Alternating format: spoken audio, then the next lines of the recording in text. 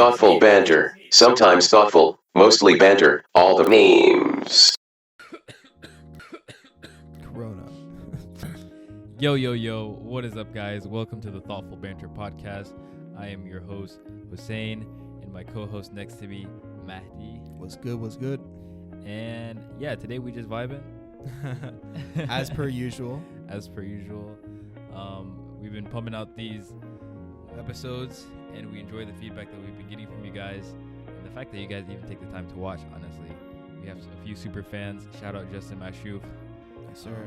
Shout out Haroon, and shout out Veshink. Yes, sir. We appreciate all the support. Also, crazy news. This is for us, like for me and HUSSAYN. Sorry, I gotta keep my mouth close to the mic. I need to stop looking at you, bro. For me and HUSSAYN, this is actually episode 10 that we're recording right now. For those who are only watching on YouTube and Spotify, but not Patreon, which is, if you're really about that vibe life, if you're really about the podcast, go check us out on Patreon. This is episode 10. The vibes are unmatched on Patreon. They're absolutely unmatched. This is episode 10, and for me, that's kind of a milestone. It's just crazy to think that we have been doing this for 10 weeks consistently. And I just looking at the support. The support is extraordinarily consistent. I just want to say thank you. I appreciate it from the bottom of my heart. Absolutely. And I tell Matthew this every time. I'm like genuinely surprised. I don't know when I'll get to a point when I'm not surprised, but every episode, every single time I see like views, I'm like, wow, people actually watching this. Every time someone hits me up about something we said in the episode, I'm just blown away. Especially like shout out to recently the Hula Bay Collective had us on their one of the most recent posts. Go check them out on Instagram at Hula Bay Collective, one word. They highlight work or just like Shia artists or organizations are doing dope stuff, and they're dope. So check them out because they're super cool. You guys know how it is like on the social media space, reaching out to people, networking. Some people are just difficult to work with. Absolutely. They're like on a high horse and they take themselves way too seriously. Hula Bay Collective, from my experience, is like the polar opposite of that. I literally just hit them up. I'm like, yo, let's do this. Put us on. And they're like, bet. And I was like, Word. Yo, you guys are super cool. MashaAllah. May Allah bless y'all. So go check them out. If you want to see any, I guess, artists, anything media and art related that is in the Shia space, they highlight. Go check them out. Go support them. Now, because we're on episode 10 for us, or maybe for you, if you fake now, if you're not on Patreon, episode 9, we actually want to go over something before we talk about Ramadan, because obviously Ramadan is probably like the most important thing we could talk about right now. Yeah, it's on everyone's mind. You know? Everyone's hungry right now. Yeah, I'm quite thirsty as I record this. No cap. I had to like take a second, like dry mouth. But yeah, it might be a little bit more. I feel bad for the person like driving to work, listening to this while they're fasting, and they're just hearing like these lip smacking sounds. But we want to talk about some feedback we got from the podcast. HUSSAYN, do you want to start or should I start? Well, I don't get feedback. I get like a couple messages here and there about the topic specifically that we talk about, but no one ever like really gives me feedback. I hear all this feedback about the podcast secondhand through Mahdi, which is that racism? Who knows? I'm not necessarily complaining about it. I'm just like this. I don't really have too much feedback to speak of. I'm just glad for myself and for us, being consistently putting in the work, and seeing the progress as we go along is something that's been really amazing to look at. Yeah, I just want to say maybe people do that because in the past we've done projects with each other, and I did like all the technical stuff almost. But with this podcast, HUSSAYN's doing a lot of the work. Like right now, he's literally the sound guy. And that's a lot of work right now, especially because there's no video on the podcast. So, and he's even doing some editing. So it's at least 50-50. So don't hit me up just because you think, oh, I'm doing lots of stuff. Like HUSSAYN's out here putting in work. So. No, but I think also you're the social media. That's true. Management guy. Yeah. So I think a lot of people that know us know that. So yeah. They go to you for that kind of stuff, which makes sense. I'm not mad about it. I'm just saying. I got you. So yeah, if you have any feedback to talk about, that's all from you, bro.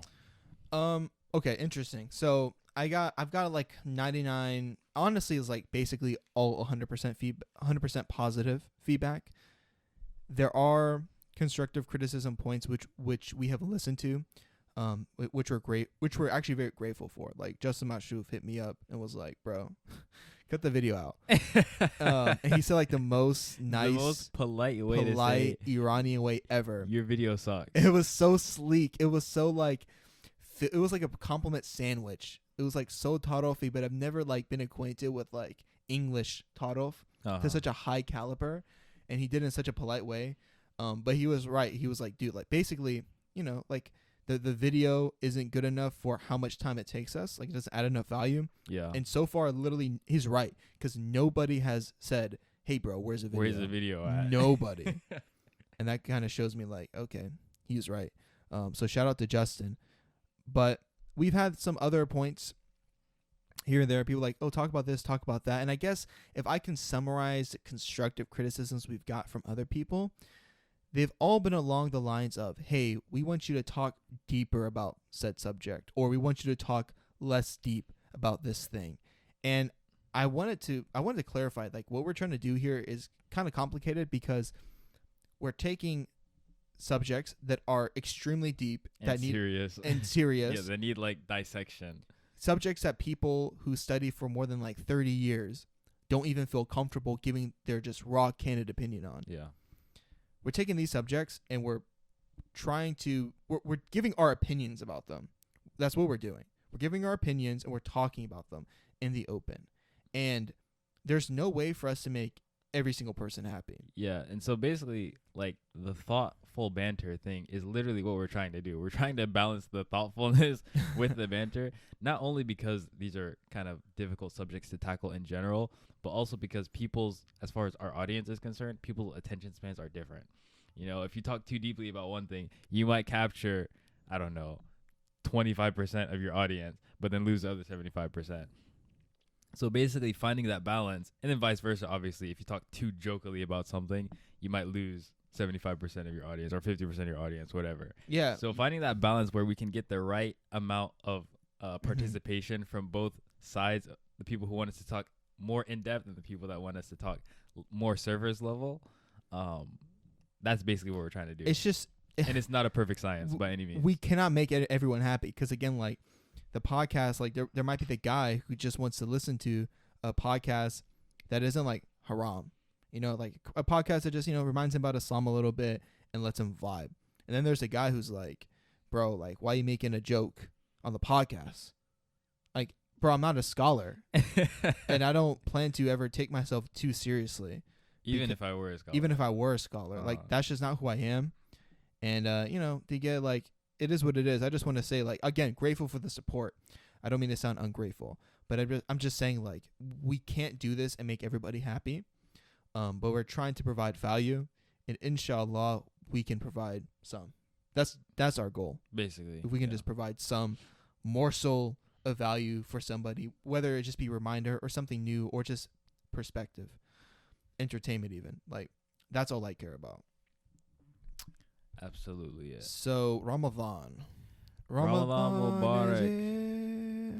Yeah, so Ramadan started for okay. So there's always a dispute about when the start of Ramadan is, but some people started on Tuesday and then others started on Wednesday. For me, I started on Wednesday.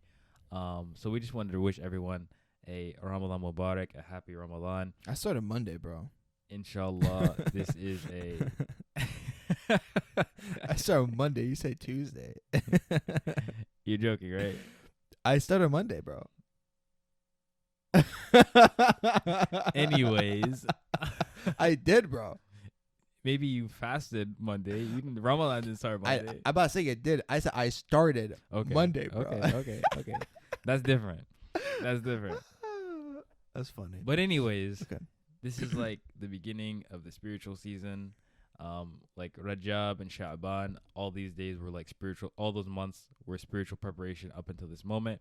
And now this is where we're supposed to see like that practice and that energy that we put into those months come to fruition and increase our spirituality and these months that are ahead. Inshallah, I just want to repeat a couple of things that we said in the podcast earlier. I think we said this on the Q&A for anyone that didn't watch it on the Patreon.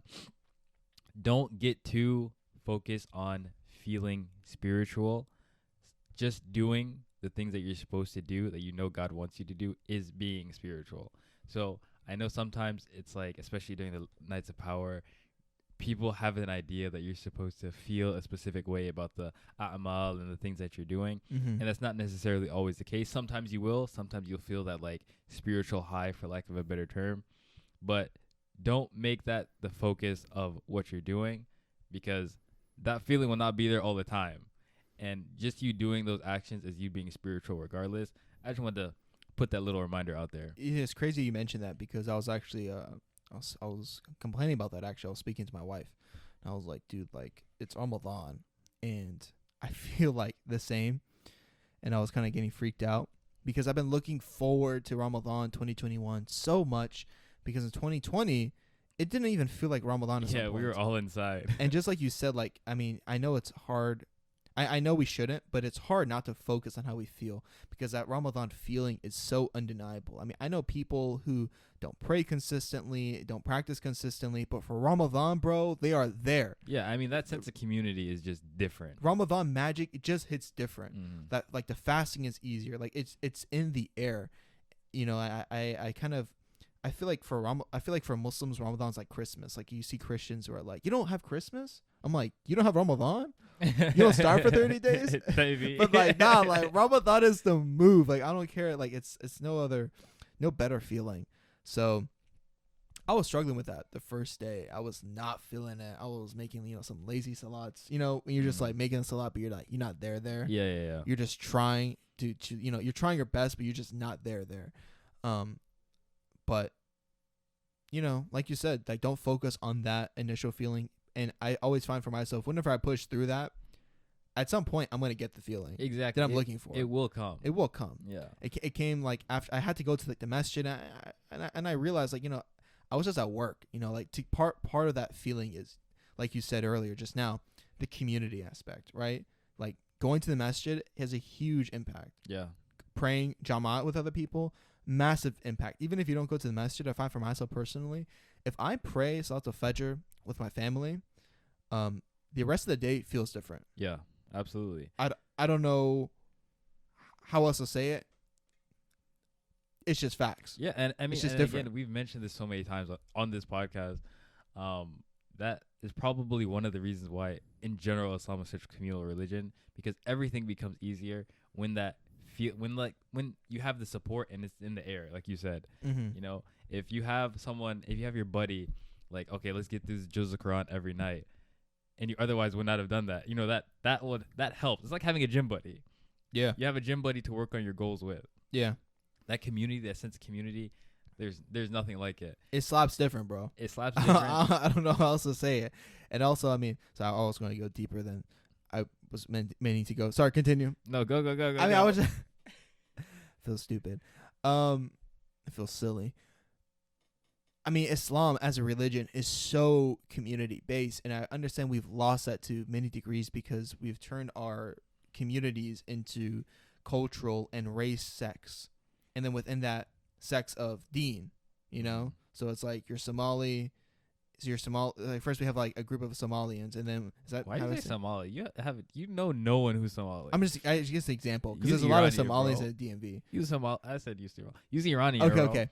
Like it's like I mean, there's not like many Sunni Iranians, but it's just for sake of example. It's like, okay, first we're Iranian, then you're political Iranian, and then you're Shia Iranian, then you're Sunni Iranian. You know what I'm saying? Like, we have like all of these divisions, all these ways of categorizing ourselves: circle within a circle within a circle, minority within minority within a minority.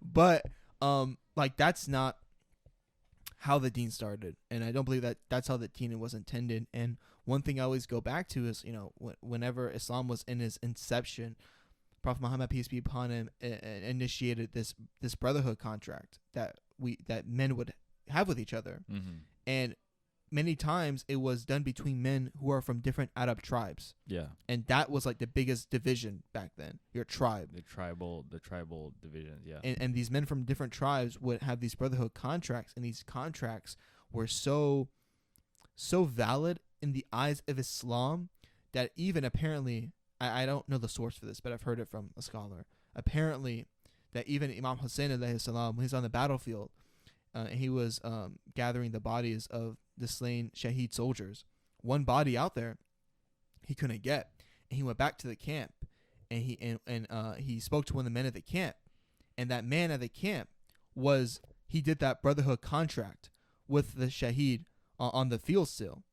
And Imam Hussain looked at him and he said, "You have to go get him with that's me. Your brother. That's your brother. I can't be the one to get him. Mhm. I'll help you, but you have to be doing it Yeah. because that's his right over you." Subhanallah. And they're not blood, but that's his right over you. And I'm just thinking like, yeah, bro, community. Sorry, see the log tangent, but community's important. Yeah, long story short, community is dope. And then I'll repeat this too because I don't know how many people are listening like episode by episode by episode, but even the people that don't regularly go to the masjid, don't regularly go to their communities because they feel judged, even those people I'd encourage during this month, go, because sometimes you need to be judged. Sometimes you need to be judged. That doesn't mean that everyone who's doing the judgment of you is doing or giving you advice or making critiques of you in the correct way. But there may be something that you need to learn in that harsh criticism, even though it's harsh, and even though that person may still pay the price for that on the day of judgment, there still might be something in there for you to learn from it. So go and get judged, because sometimes you need to be judged. And honestly, like, but like about the judge thing, I want to backtrack from that, bro. So much of the stuff is in our heads. That like too. like where are you living? Like this, you know, like, so here's a good example in movies, right? Anytime there's a movie where a character's in high school and they show the bully, there's this immensely exaggerated bully scenario. This bully's like, "What's up, Pat? Looking dumb today, huh?" And like punches him. You in the trash can. Yeah, in like the middle of like the hallway. Like these things don't happen like that. And it's the same way like when I hear people talking about community being judgmental. Like, oh really? It happened like that. I don't deny you gotta look. I don't. And that looks wrong. Yeah. I'm not justifying judgment, but really, and also like some people, I'm like, bro, no one cares about you as much as you think. Absolutely. No one's looking at you. Absolutely. You really are just really insecure. Like, and you gotta. And I've had it happen. No, this is not even like I've had it happen to me myself. Like, oh yeah, that person is looking at me and giving me an ugly look because I'm black. It's like, no, bro, not necessarily. Not necessarily. Not necessarily. Stop thinking the world revolves around you. It could be that they were, but it's also highly likely that they weren't. Give them the benefit of the doubt. That's your Muslim brother. Yeah, that's your bars. Muslim sister. Yeah, I mean, you have to give benefit of the doubt, and also it's like, what kind of person are you becoming if you like walk around constantly thinking like that? Like people are judging you. Like it's also like, I guess what I'm trying to get to is like it's kind of narcissistic when you hear people who are always like getting judged. I'm getting judged. Like, are you like who do you think you are? Like, you're not one of these unless you are like there are people on social media who make their following being Muslim, and then they do something wild. Okay, yeah, the whole community judging you. Wait. What do you mean? Like, there's that guy. I think his name is like Hala Income. He got exposed. Okay, like I'm just talking about like, okay, like think about like a guy or girl who makes their TikTok page Like about them being Muslim. about like their TikToks are about like hadith. They're showing hadith, and then they post like the body challenge. Oh, and then they get okay. I see Yeah. what you're Okay. saying. Yeah. The whole community is judging you. Also, why'd you do that? Come on, bro. Make a new account. You have make a burner type. make a burner. Like, come on, bro. You wilding out. And also, people are allowed to judge you. Yeah. FY, sorry. Absolutely. I mean, no, yeah, tangent. But anyways, back to the point. Ramadan, this beautiful spiritual month of Ramadan. What are some of your goals that you feel comfortable sharing? Obviously, with everyone this Ramadan. Put me on the spot. Personally, so I mean, a lot's going on right now. I think entering Ramadan, I was like, I'm gonna do this, I'm gonna do that, I'm gonna read a juz a day. Like I realized I can't. So my most important goal So I have a goal, and then I have like Ramadan habits I just want to do, Okay. and they're kind of different. That you want to like carry out throughout the year. Yeah, like Uh-huh. like things to have like on my to-do list every day to make sure like I'm on track. Like I'm Yeah. spending at least a portion of the day thinking about God.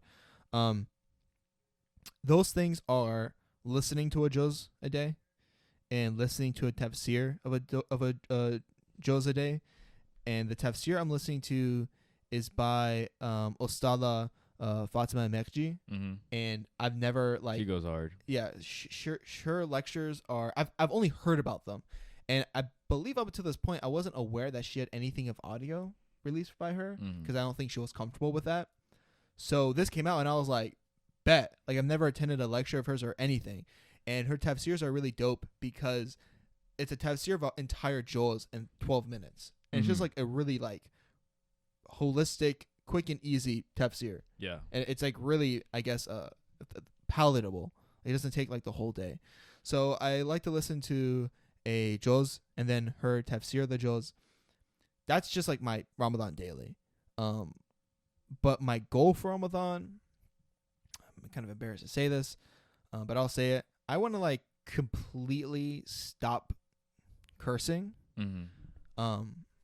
This is something that I've noticed like a weakness in myself, and like I've had like an attachment to it because when I was like becoming a young man, you know, you discover cursing. Yeah. And cursing like makes you That's powerful. what made you cool. Exactly. Makes you cool.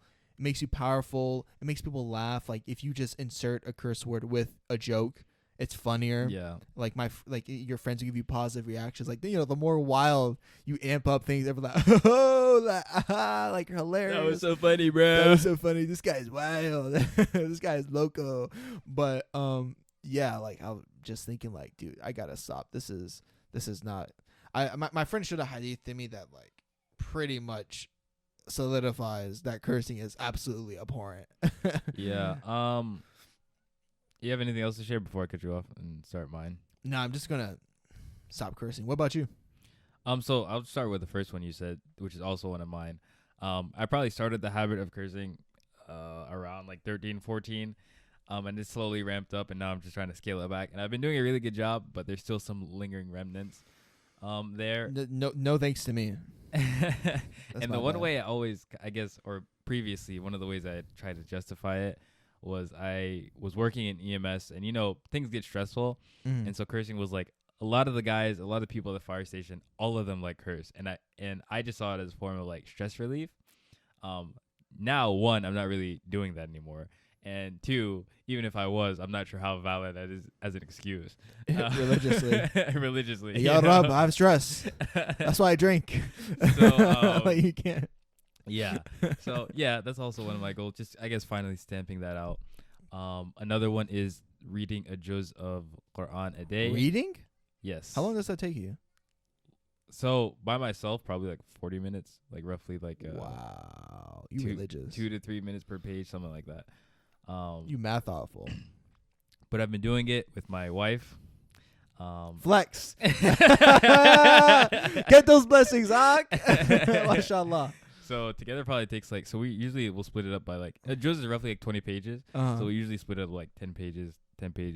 So it could take anywhere from like 25 to 30 minutes per 10 page. So yeah, so 50 to an hour, Bro, 50 minutes to an hour. You are inspirational. That's mad cute. Mashallah. Anyways. Don't be shy. No, that's good stuff. Yeah. So like, I mean, what like is that something like intentional? Because I was actually thinking about that. Like, I want to start having spiritual habits with my wife, because I know like the more you set those habits for yourself before you have children, your children just fall into them. Yeah. And I was thinking like I didn't have ideas for those habits for myself, but I know when I have kids, I know what I want them to be doing. Yeah. And I was listening to a lecture. Just do what you want them to do. Yeah, it was a lecture. I don't know if I should say the scholar's name, but Don't. I won't. He was saying children experience religion and understand religion by their parents' actions, not by what they tell them or show them. It's by what they do With them, yeah. with them and in what they front of see them. them do in front of them. So I was like, damn, I need to. Is that a curse? Damn. Yeah. I'm overthinking that. I don't know, bro. Astaghfirullah. I'll say astaghfirullah.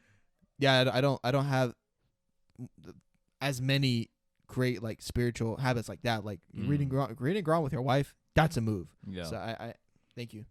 So we had been doing it like before Ramadan. We were trying to finish the Quran before Ramadan came, and so that one helped my fluency a lot because before I was taking like, I don't know, maybe like 4 or 5 minutes per page, and now it's just like flow and flow and flow and flow. تقلب عربية ما في مشكلة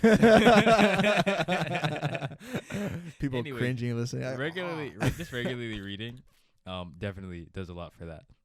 Anyways, Yeah. third goal is just to journal every day, and I have been failing at that. I've been doing that. My bad. I've been failing at that.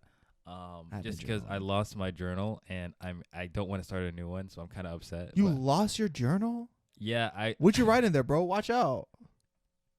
nothing incriminating. Okay. I didn't lose it like outside. I lost it in my house, so it's somewhere in my house. Okay. Yeah. But I don't want to start a new one because I'm weird. Yeah, I feel that. You know what I do when I haven't been journaling. When I lose my journal? What's up? I mean, this sucks, but it's not as bad as buying a new journal. Take take them on your phone. On your phone. It's just not the same. It's not the same. Pen to paper different. But just know, like, it is different. Pen to paper hit Pen to different. paper, like, your IQ instantly jumps 50 points. At least. No, At least. You're right. Especially if you're doing by candlelight, 100 points. Subhanallah.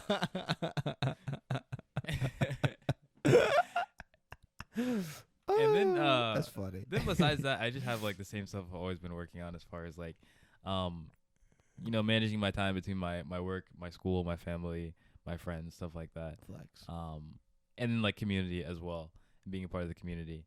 So those are just some of the things I've been working on during Ramadan. I don't really have anything too crazy or too much else to share about that.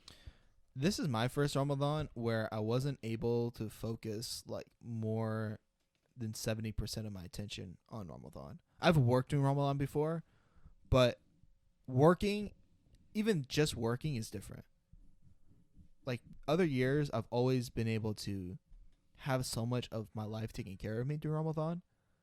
But now that I'm married and working and I'm like doing community service projects, like I'm leading, it's so annoying. Like now that I'm doing that, like I was wondering if you have any tips for me because this joint is rougher than I've experienced before. Hey, rough in what sense? I mean, it's just like I'm more tired. Like it's definitely like I said, like I feel those Ramadan vibes, but I'm just like before I could always go to the gym in Ramadan. Now I'm like my day's so packed, and then right after Maghrib, I'm like, okay, now it's time for me to vibe with my people. Yeah, I don't want to work out. Can you work out right before? No, because my workouts are too long. I'm doing I have 5 compound movements. Bro, just like lighten up the intensity. I guess I have to. Do you think would you just do I wouldn't mind for a month just doing cardio and lightweight.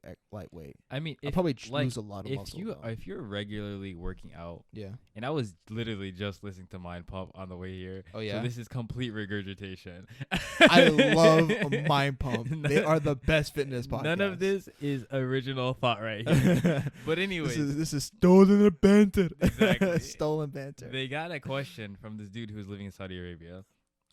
And basically, he was it's a Ramadan question. Yeah. Word. About Ramadan. Okay. I need this. So one of the answer that I think his name is Adam that he gave, I really liked. He was like, first of all, kind of take a step back from the physical workout gains. Ramadan is about making the spiritual aspect, making these spiritual progress. Yeah, type beat. So Adam woke. Your workout gains are not even the main priority. And I know it's kind of hard sometimes to shift that mentality, but just kind of try to shift that focus and change and because you have to shift that focus, change your goals a little bit, instead of trying to build muscle during Ramadan, which you're probably not going to do, Yeah, it's not worth it, man. Just work on, you're probably going to lose a little bit of strength, but just work on keeping yourself good. Yeah, just get some cardio in. Yeah. That's what I was thinking. He was like, if you work out throughout the year, consistently, you're consistently working out throughout the year, a month of you doing lighter weight is not gonna do that much in the grand scheme of things, It's funny. That's such a good point, and I feel like we get lost in Ramadan because I see a lot of other fitness YouTubers or influencers I watch, they get these questions. Like everyone releases a Ramadan training video, Yeah. and people are like, "How do I drop weight in Ramadan?" And some people answer that way. Elliot Hulse, back whenever he was decent, Before he was crazy. yeah, he answered this like really well. Like a Muslim guy was like, "I'm trying to drop 60 pounds. Like I'm trying to get lean in Ramadan. What do I do?" And Elliot was like, it was like a 2-minute video. He's like, "My friend." He was like, "Bro, Ramadan's about spiritual gains, bro. Yeah. Quit the gym for a month. Quit the gym for a Walk." And that's what I've been thinking, because it just takes so much time. And it's also like, I saw a post on Instagram that was a good reminder about this. Like Ramadan is completely about shifting our mindset from like the opposite of so much of the things we do, like the consumerism, the controlling how our bodies look, what we eat, like counting these macros. All of these things are about controlling yourself in the dunya, like controlling the dunya for your desire in the dunya. Like, I'm going to control these macros to get lean. I'm going to spend this much time to get money. Ramadan's about, bro, do all these things basically like less. Yeah. And just focus on God. So I think I'm just going to be walking. I might hit the gym if I have time. I don't think I do, bro. Yeah, I mean, if you got time, do it. If you don't force it. Also, as far as eating, because I know a lot of people are talk about like eating and overeating and gaining weight, losing weight, that kind of stuff in Ramadan too. This is what the guy Adam answered on the podcast, Adam and Sal. But then there are also like things from our hadith, like don't eat more than what, like a fist, right? Yeah. You know, there's a lot of things. I'm glad you mentioned it. There's a lot. Sorry for interrupting you, but no, you're good. There's a lot of hadith about how to eat. Yeah. And whenever you look at them, they're all tactics that increase mindfulness. And going back to Mind Pump, they're talking about mindfulness techniques, because people who get obese, they're just not. There's no way they're mindful. Like they have a food problem because they lack mindfulness when eating. And like lots of the hadith. I've heard that there are some hadith that say, chew your food at least 32 times or 50 times. I'm not sure about that number, but yeah. But chew a high amount. Also, never eat being alone. And going to Mind Pump, they're saying, yeah, don't eat alone. Don't eat whenever you're watching TV. Yeah. Don't eat whenever you're doing something else.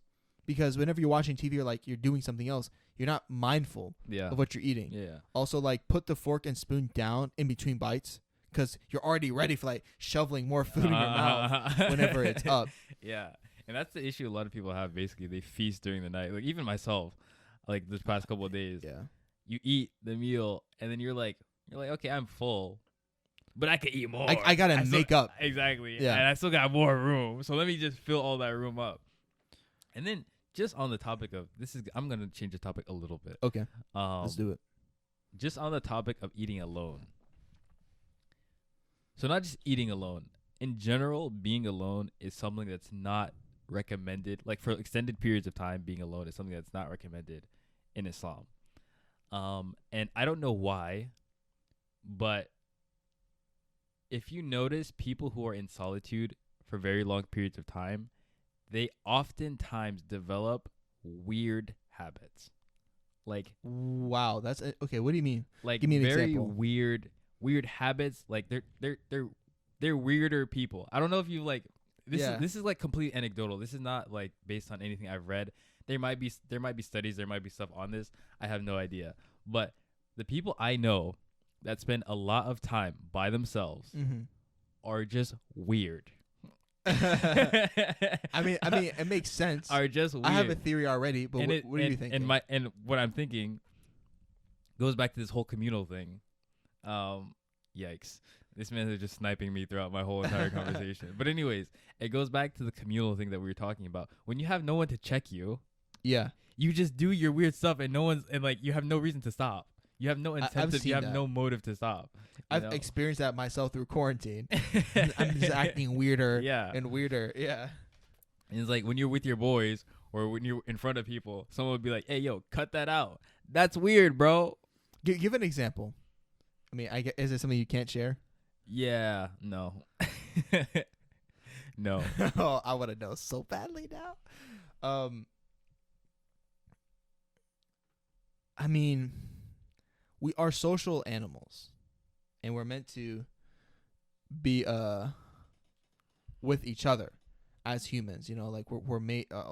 It says in the Quran, paraphrasing, of course. We put you into different tribes and nations to get to know one another, not to self-isolate and be in quarantine for 12 months. Yeah. And people regulate each other. You know, like you're not going to build self-awareness because you need someone else. Like people are reflections. I want to know, bro. Give me an example. I'm not saying it on the podcast. I know. Give me an example of it. I'm though. good, bro. Okay. Anyways, back to what we were talking about before, which I don't remember. Oh, working out. Yeah, I don't at all. My mind went so blank, like a sheet of paper. I think we were just talking about working out and just having the time for that kind of stuff in general. You asked me for tips. You're saying your life is a lot more busy than it has been in recent years, and you were wondering what kind of things you could do to make your Ramadan still feel meaningful. I think I'm just gonna stop focusing on things that don't matter for Ramadan. Like I'm gonna stop focusing about fitness. I'm just gonna not overeat. I'm gonna get my steps in. Like I have a Fitbit. Before Ramadan I was getting like 15,000 steps in a day on average, and now I get in like around 7. Like I just 7,000. Sorry, I just cut it like in half basically. 700. No, 7,000. So you were getting 15,000. Oh yeah, I said 1,500. Yeah, 15,000. Okay, 1,500 is nothing. I get like 15,000 steps in a day. But I cut it down like in half. I think if I can just keep my steps up and not overeat. I overate last night and I feel bad. And it's the same thing. It's like I feel like I'm like making up. Yeah. Like I know calorie wise I didn't eat too much, but it's like your stomach can only take so much food in a period of time because like your stomach acid. You know, like you need breaks. So I ate like 2,000, 3,000 calories, but like in a very short amount of time. Yeah. It's not good. Very short amount of time. I am regretting it right now. Yeah. I also think no matter what, even if it's not every day, you should regularly be making time for community involvement. That's one thing that, I don't know, my mom has always made stressed on us. You know, always being involved in your community, always being involved in your community, always being involved in your community. If that means that after work you have to come home and take a 2-hour nap and then go, then do that. But make it a priority. Yeah, it's like, what else are you going to do? Eat by yourself, bro. Be a weirdo. I did that. I regret it. I did that Tuesday, I think. I was like, because I've been getting like 4 hours of sleep consistently back to back, and I was feeling like really bad. But I went home and did that. I felt worse. I would have taken another 4 hours, bro. I was like, I'm breaking my fast alone like a loser creep. Eating alone's weird. I'm seeing some YouTube videos. See, people are like, how to handle being alone. And there's a place to be alone. Yeah. I'm not saying you should always be around people necessarily. Yeah, like people who are like take pride and associate with being like a loner to be more productive. All right, bro. Bring your productivity with you in the grave, I guess. There is a space for alone time, I guess, and time to keep to yourself. We even have that. You just splice your time this way. Have this much for your family, have this much for your work, and have this much for yourself. Some has an entire breakdown, I think, of that. Hadith. So don't get me wrong, I'm not saying that alone time isn't important. I'm saying extended periods of alone time, doing things in isolation for no other reason besides, I don't know, comfort level. Again, for extended periods of time is probably something you should avoid. That's all I'm saying. People be getting social anxiety too. Like they don't see people for like a long amount of time, and then it's like they feel more resistance to it, and it turns into like a social anxiety demon to them. Well, I think quarantine has also this past year of quarantine, some people have been doing it harder than others, but it has definitely exacerbated a lot of that. Yeah. People were just in the house, with their family. Some people with their family, some people just by themselves. Alone. I can imagine the people who were just had roommates. Mm-hmm. Just roommates they weren't even vibing with. People I think it'd be really hard if I had a roommate that was not Muslim during quarantine. Yeah. I'm like, bro. I'm either gonna convert him or be leaving this job. What are we doing? What are we doing, bro? You're not good for my mental, G. Yeah. I think inshallah this Ramadan I'm just trying to, get in the spiritual time I can, not stress too much about that feeling, but just focus on the action. Yep. And and again, I know we're towards the end of the podcast, but I feel like we didn't mention this. Sometimes even more important than just what you're doing, focus on like what you're not doing. Like maybe for some of us it's unrealistic to say, for example, don't watch TV, but at least don't do it in the day, for example, or at least like while you're fasting. Yeah. Like I know somebody, their Ramadan goal is like, I'm not gonna listen to music while I fast. Like, you know what? It's good you know yourself. Yeah. You like music, you're not gonna go cold turkey, but don't do it when you fast. Or for myself, like I'm gonna watch TV during Ramadan, but I'm not gonna watch anything that's like I can't watch with like I need to watch something that's like completely clean. Yeah. And I think like lots of times we get desensitized, like, oh, the show's dope, the writing's amazing, special effects, my favorite actors in there. Nudity. Yeah, it's just 5 seconds. Yeah, it's only 5 seconds. Then it turns 15 seconds. And then next thing you know, you're watching something that if your mom walks in the room, she's like, what are you watching? I'm like, I'm just watching the show. And that shows us having a spiritual effect. So stuff like that. Yeah, I saw this Twitter.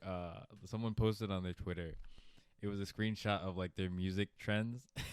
And so for the past like 3 years, every Ramadan, there was just a spike in Sami Yusuf. That's hilarious. It was like throughout the rest of the year, it was like, nothing. And then there was just a spike. Drake. And then it would go. Rihanna, Go back, and then it would spike again. Sami Yusuf. Every year. This Sami Yusuf spike. It's so funny. That's hilarious. Yeah, man. It's also thinking like, I guess what I want to take out of Ramadan, man, it's just like, we have like those consistent productivity habits day to day. If I can add in just some of those, if I can leave Ramadan a guy who doesn't curse, or at least curses 99% less, and someone who like listens to Quran habitually, I'll be happy. Yeah, That's so what I'd say, if anyone could take anything from this episode, what I'd say is, sit down, make a list of goals. Make a list of goals of things that you're going to do in Ramadan, and then pick 1 or 2 things from that list that you're going to try to carry out throughout the rest of the year. And so next time Ramadan comes around, it won't be as much of a like hard reset to get into these habits.